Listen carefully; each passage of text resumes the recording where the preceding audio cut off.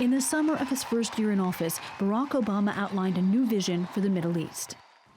I've come here to Cairo to seek a new beginning between the United States and Muslims around the world.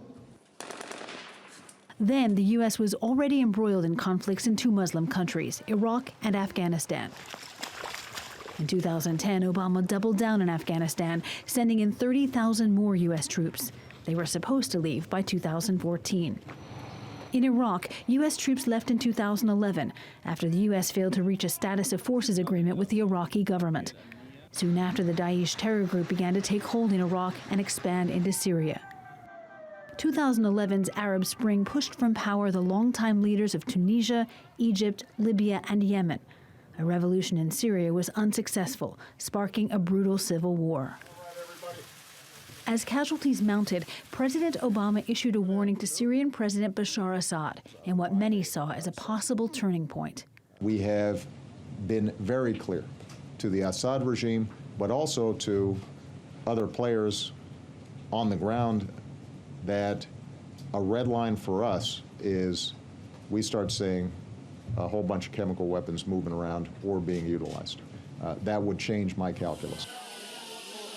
But when Assad did use chemical weapons, the U.S. did nothing, and Obama was sharply criticized. He defended that decision late last year. Unless we were all in and willing to take over Syria, we were going to have problems.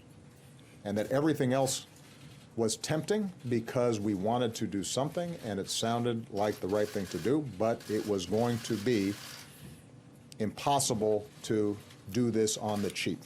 Obama also relied heavily on drones, launching 10 times more strikes than his predecessor.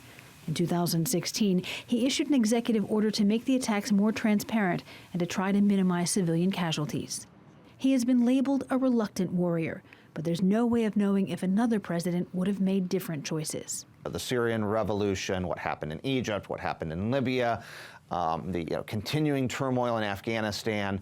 Clearly, he's had a high degree of difficulty. And I think because of that, it's going to be very hard to judge his legacy and see whether anyone would have done better or whether he simply was dealt a very poor hand. Conflicts still rage in Syria, Yemen, Iraq, and Libya. Under Obama's tenure, Afghanistan became America's longest war, surpassing Vietnam. As Obama prepares to leave office, U.S. servicemen continue to fight and die in Iraq and Afghanistan. Those are conflicts he had hoped would be over by the time he left office. On January 20th, America's wars become Donald Trump's problem. Jennifer Glasse, TRT World, at Arlington National Cemetery.